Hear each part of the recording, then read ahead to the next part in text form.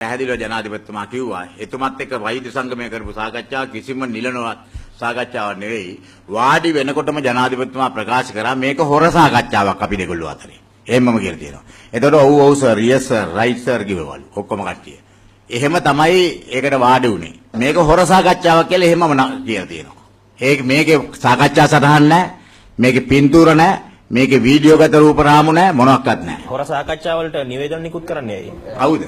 රාජ්‍ය නෑ ඒ නිවේදනයේ කොහෙවත් තියෙනවා සාකච්ඡාවක් කරා කියලා වෛද්‍ය සංගමයේ වෛද්‍යලාගේ සංගම එළියට අවිල්ල කිව්වා හෙට දිනේ නිවේදනයක් එයි සාකච්ඡාවේදී එන නිල වශයෙන් කියලා තියෙන නිවේදනය. ඒක ජනාධිපතිතුමා කොහොමත් නිවේදනයක් නිකුත් කරන්න හිටියේ. නිල නිවේදනයේ තියෙන්න එපා මේ සාකච්ඡාව අනුව කියලා. එහෙම මොකක්වත් නැහැනේ සාකච්ඡාව ගැන වචනයක්වත් නැහැ. රාජ්‍ය වෛද්‍යලාගේ සංගමයේ මෙතන ශිෂ්‍යයෝ එතකොට ආණ්ඩුවේ මැමතිවරු කොටසක් ඕන් කියන්නේ මේක ජනසතු කිරීම හැර වෙන විකල්පයක් කොයි යමදීද?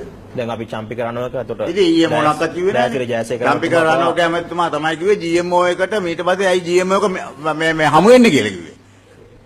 දැන් ඔය කියන පත්‍ර වලට කියන්නේ වයිද කැබිනට් එකේ ඉස්සෙල්ලා කියන්නේ කිසිම ඇමතිවරයෙක් විරුද්ධ වුණ නැහැ. ජනාධිපතිතුමාට තිබුණ ලොකුම ප්‍රශ්නේ තමයි ඇයි මේ GMO එක හම්බ වෙන්නේ? GMO කියන්නේ වෘත්තීය සමිතියක්.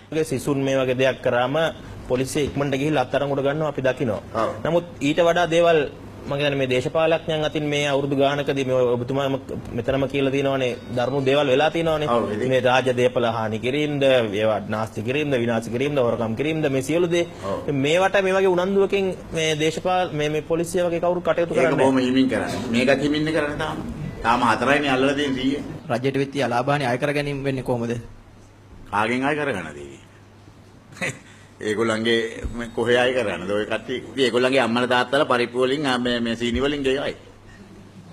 අපතුමා මේ හදනකොට. සිසුන්ට අමාත්‍යංශ ඉන්න දීලා පහළ දුන්නයි කියන චෝදනාව තියෙනවා. විශේෂයෙන් කඳුළු ගෑස් ගහලා කලින් පළවා හරින්නේ නැතුව. ඒතකොට අමාත්‍යංශ වලට මේව කළා ඒවා අලාභාන කිරීම වැරදි නෑ.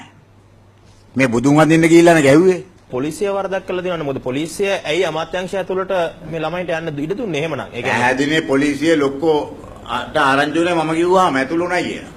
ඒ කියන්නේ මොකක්ද මේ රටේ පොලිසිය ඇමතුමලා ඒක තමයි පොලිසිය කියන්නේ.